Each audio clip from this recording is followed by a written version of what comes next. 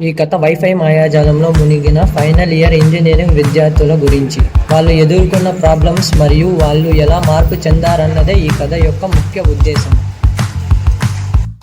అదిగోండి వస్తున్నాడే, వాడే Balaji, final year student. ఇదిగోండి ఇక్కడ రీల్స్ చేస్తున్నారే, ఆమె అనుష. ఇదిగో ఇక్కడ నవ్వుతున్నాడే, వాడే అజయ్.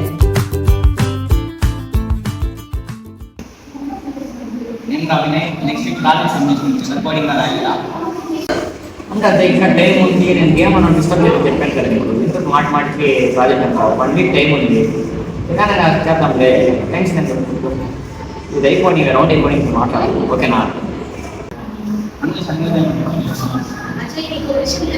ఇన్స్టాలో నాకు ఫాలోవర్స్ ఎక్కువ అయిపోతున్నారు, ఎందుకంటే రీల్స్ అంత ట్రెండ్ అవుతా ఉంది. అందుకే ఇంకా ఎక్కువ రీల్స్ చేసి పోస్ట్ చేద్దాం అనుకున్నాం. బాలాజీ, నీ ప్రకారం నువ్వేమంటావు? అదే నా ఆన్లైన్ కాంప్లెక్స్ స్కూల్ కోల్డ్ కాస్త తప్ప కొత్త ఫ్రెండ్స్ ఫోటో కలిగి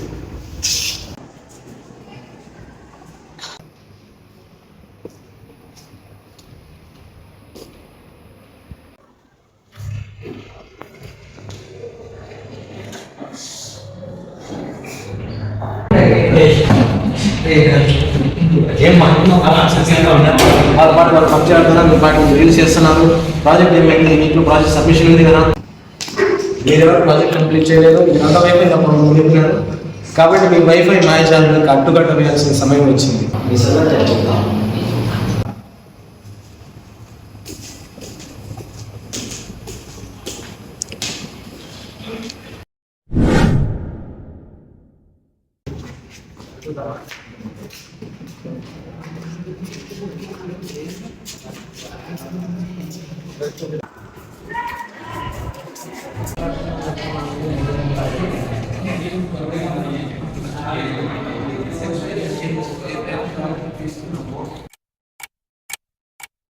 ఏంటి బచ్చా, ఒపీనియన్ లాగే అవుతాం లేదు,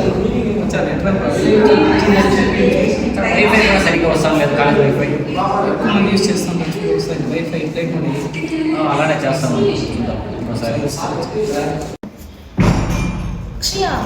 చూడు, ఇన్స్టాగ్రామ్ ఓపెన్ ఉండేది నాది. అవునా, నాది కూడా ఓపెన్ అవ్వట్లేదు. చూడు నా ఫాలోవర్స్ ఏమైపోతారో. పర్లేదులే, ఏం కాదు, మళ్ళీ చూద్దాం.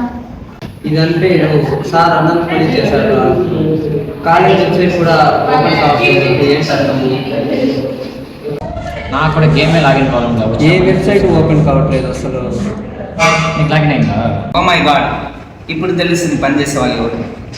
ఇప్పుడు తెలుస్తుంది బాలాజీ, అసలైన ఇంజనీరింగ్ అంటే ఇలాంటి సిచ్యువేషన్స్ని సొల్యూషన్స్ అనుకోవాలి. అదే నువ్వు ఏదో చెప్పావు కదా, సబ్జెక్ట్ కూడా వచ్చి ఏదో చెప్పేస్తున్నాడు. ఇంకా వైద్య కూడా రావట్లేదు.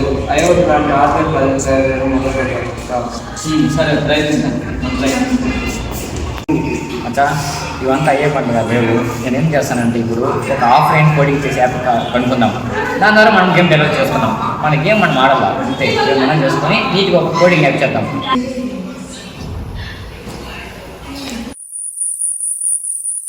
అచ్చా, లాభం పదంలో చిన్న పని పదా, నేను నీకు చెప్పిస్తాను, చేసుకుపోతాం పదా. ల్యాబ్కి రమ్మన్నారు కదా, ఎందుకు వచ్చా? సార్ వైఫై కనెక్షన్ చేసాం కదా, వైఫై చేసి డీకోడ్ చేద్దాము, అప్పుడు మన కనెక్షన్ తీసుకుందాం. రిస్క్ ఉంటుంది మంచిగా, సార్ చూస్తారు. సార్ పట్టించుకోలేము సార్, కాసేపు వచ్చి అసలు సరే మంచిగా చూద్దాం. చేద్దాం, వస్తాం కూడా.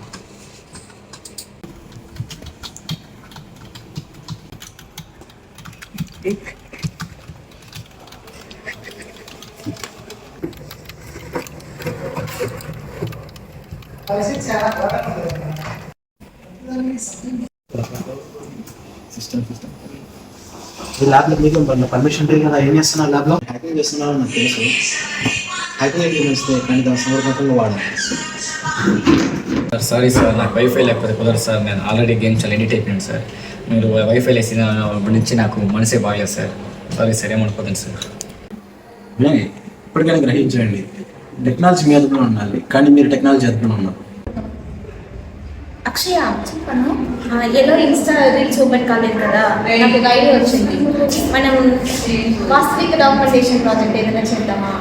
ఓకే అను, ఇప్పుడు ఎలాగో ఇన్స్టాగ్రామ్లో ఓపెన్ అవ్వట్లేదు, అది చేస్తే మంచిగా యూజ్ అవుతుంది. సరే అక్షయ. చూడండి, ఒకప్పుడు రీల్స్ అంటూ తిరిగిన అమ్మాయి ప్రస్తుతం real world project documentation video చేయాలని డిసైడ్ అవుతుంది. వైఫై లేనందువల్ల మాన్యువల్ కోడింగ్ అండ్ డీబగ్గింగ్ ఎలా చేయాలో నేర్చుకున్నాడు అజయ్. నిజమైన హ్యాకింగ్ అంటే వైఫై బ్రేక్ చేయడం కాదు, ఇన్నోవేషన్ చేయడం అని రియలైజ్ అవుతాడు వినయ్. ఇన్ని రోజులు మీరంతా వైఫై మాయాజాలంలో మునిగిపోయి ఉన్నారు. కానీ ఇప్పుడు మీ వైఫై మాయాజాలం ఇన్నోవేటివ్గా మారింది. Thank you.